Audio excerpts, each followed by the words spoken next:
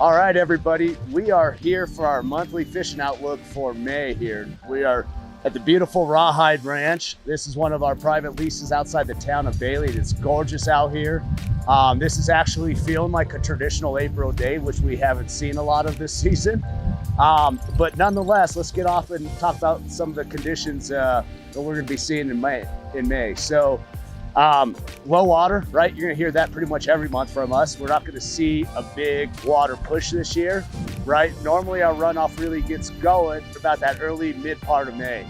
And again, we're just not gonna see that this year.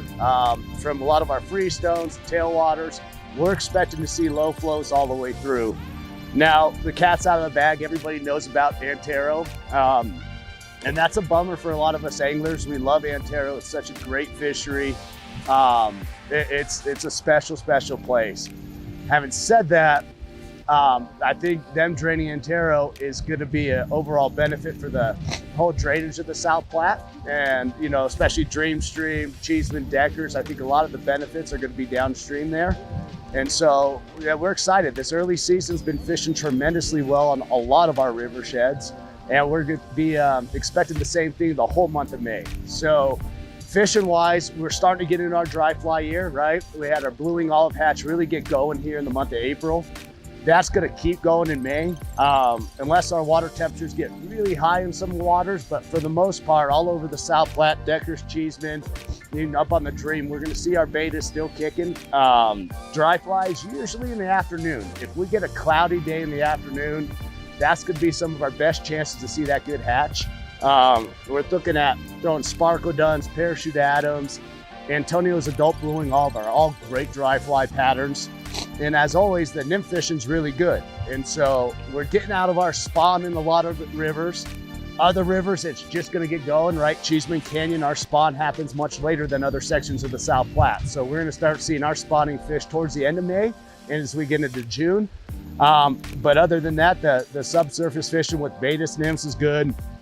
Midges in the morning are still really productive. Mercury midges, top secret midges, those are really good answers. Tactic wise, our flows are still holding on. They're still on the low side of things. So nymph rigs are still good. Dry droppers are gonna be really effective this season, and they're already getting going really well. Throwing a little chubby Chernobyl or a dry fly just got a good buoyancy that's gonna hold up your droppers is really effective right now, even if you're using that dry fly as essentially your indicator. A fish comes up and eats it, sweet, but for the most part, they're not gonna get put down like they would if they see a big bobber, a big piece of yarn over their head. Nymph-wise, like I said, Baetis nymphs, our caddis are getting going pretty good too. And so on the South Platte, little bright green caddis larvae are really effective. Great first fly to throw right now. RS2s and foamwing emergers are also really productive.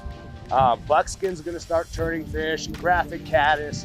So we're gonna have a lot more options. Now, with these lower flows, don't hesitate to take your attractor off, take the worm off, take that stonefly off, go smaller on your rigs, which would be really effective on our light flows on the South Platte.